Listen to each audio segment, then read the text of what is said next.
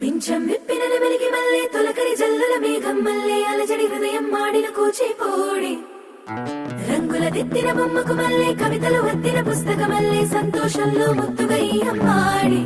ఆరారు ఋతువుల అందం ఒకటిగా కలిపి వింతలు ఏడు పక్కకు జరిపే కొత్తగా పుంతలు తొక్కెను ఈ అరవిందం అమ్మమ్మో తాండవమాడే కృష్ణుడి నుండి వేణువ గానం తీయగ పండి రాధకు ప్రాణం ముప్పొంగే ఆనందం